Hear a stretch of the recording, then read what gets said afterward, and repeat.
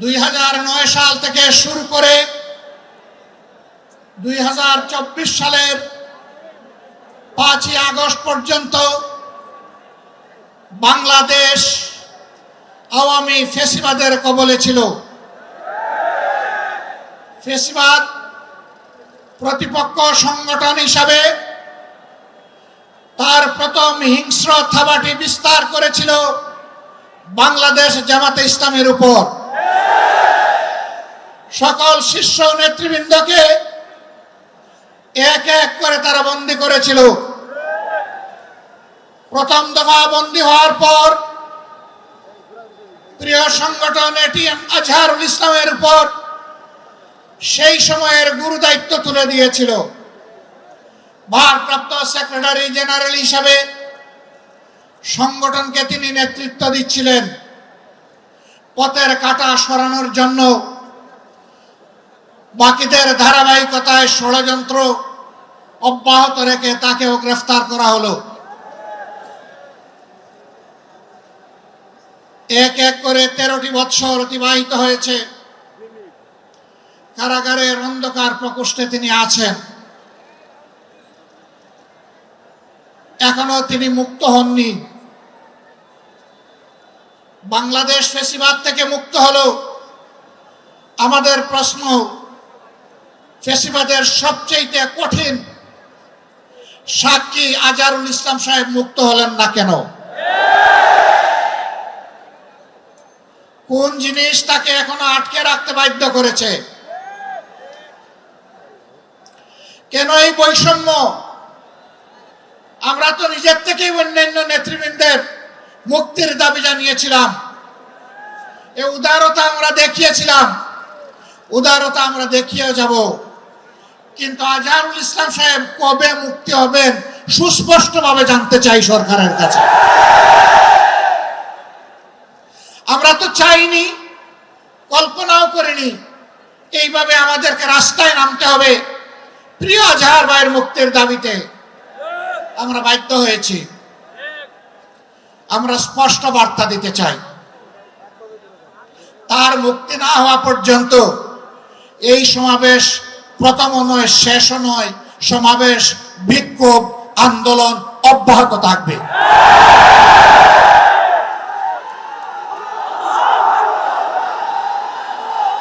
আমরা আশা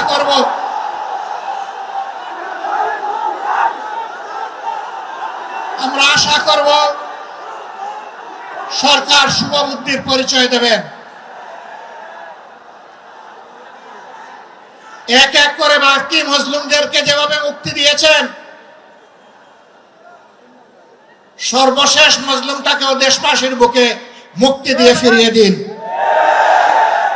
তার জীবনের যে 13টি বছর হারিয়ে গেল, এগুলা কেউ ফিরিয়ে দিতে পারবেন না। আর 13টি মিনিট তিনি জেলের ভিতরে থাকুন, আমরা তা চাই না। আমরা ভদ্র, কিন্তু আমরা বোকা নই। আমাদের ভদ্রতার এই উপহারকে কেউ যেন দুর্বলতা মনে না করেন। ভদ্ররা যখন শক্ত হয়, তখন কি পরিমাণ শক্ত হতে পারে 15.5 বছর তা বাংলাদেশ দেখেছে। আমি কারো কথা বলবো না, কে কি করেছেন, কোথায় আপোষ করেছেন করেন না, এটা আমার সাবজেক্ট না। কিন্তু মহান আল্লাহর পর ভরসা করে মহান আল্লাহকে সাক্ষী রেখে বলছি 15.5 বছর মহান আল্লাহর দেওয়া শক্তির কারণে, মহান আল্লাহকে ভয় করার কারণে বাংলাদেশ জামাতে ইসলামী কোনো অপশক্তির কাছে কখনো মাথা নত করেননি। জীবন দিয়েছে, আপোষ করেনি। বহু আপোষের প্রস্তাব আমাদের কাছে এসেছিল। ফাঁসির কাস্টে নেতৃবৃন্দকে পাঠিয়ে দেওয়ার আগে জনে জনে দফায় দফায় প্রস্তাব এসেছিল। বাংলাদেশের জনগণ জানে, জীবিত অবস্থায় আল্লাহর সেই নেক বান্দারা, বাংলাদেশের বীর সন্তানেরা তারা ওই সমস্ত প্রস্তাবগুলোকে পায়ের তলে ফেলে দিয়েছিলেন। আমরা তাদের উত্তরসূরি। সুতরাং মেহেরবানি করে আমাদের আর ধৈর্যের পরীক্ষা দিবেন না, তাকে মুক্তি দিন। কেন আমাদের নিবন্ধন আটকে রেখেছেন? নিবন্ধন তো জালিম সরকার কেড়ে নিয়েছিল, সেই জুলুম আপনারাও কি আমাদের উপরে করবেন? এই জন্য কি হাজার জনতা জীবন দিয়েছে, হাজার হাজার মানুষ পঙ্গুত্ব বরণ করেছে আবারও সেই বৈষম্য দেখার জন্য? আমরা বাংলাদেশের মাটিতে আর কোনো বৈষম্যকে বরদাস্ত করব না। সকল বৈষম্যের কবর রচনা না হওয়া পর্যন্ত আমাদের আন্দোলন অব্যাহত থাকবে ইনশাআল্লাহ।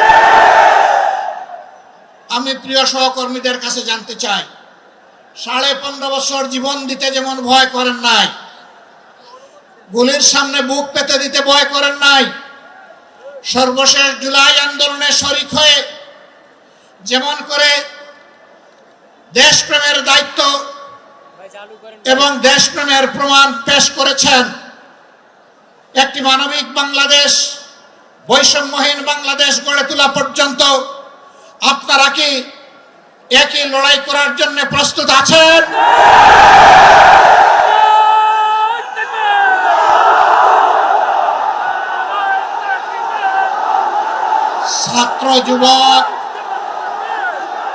ছাত্র যুবক বন্ধুদের কণ্ঠে কণ্ঠ মিলে বারবার বলতে চাই,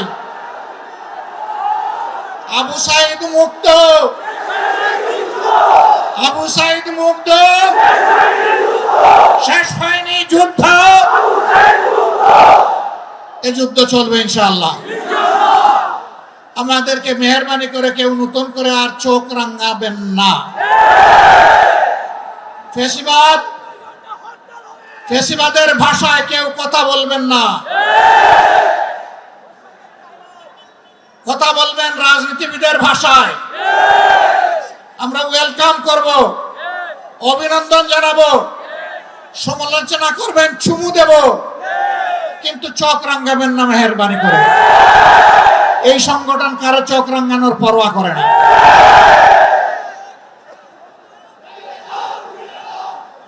আমার সম্মানিত ভাইরা, দেশের বিরুদ্ধে, জাতির বিরুদ্ধে অতীতেও ষড়যন্ত্র ছিল, ফ্যাসিবাদের পতনের পরেও ষড়যন্ত্র অব্যাহত আছে। এক এক করে আল্লাহ তাআলা সকল ষড়যন্ত্রকে ব্যর্থ করে দিয়েছেন।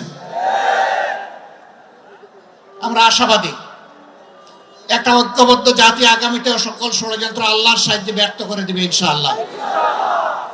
তাই আমার শেষ আবেদন, আসুন দল মতের ঊর্ধ্বে উঠে আমরা সব ধরনের ফ্যাসিবাদের বিরুদ্ধে আমরা রুখে দাঁড়াই। আল্লাহ রাব্বুল আলামিন আমাদের ভাই এটিএম আজহারুল ইসলামকে অবিলম্বে সসম্মানে আমাদের বুকে ফিরিয়ে দিন। তাকে মুক্ত বাতাসে শ্বাস নেওয়ার তৌফিক আল্লাহ তাআলা দান করুন। আমরা বিশ্বাস করি আসমান জমিনের মালিকের ইশারাই সর্বোচ্চ ইশারা, তার ফয়সালাই চূড়ান্ত ফয়সালা। আমরা মহান রবের দরবারে সেই ফয়সালা কামনা করছি।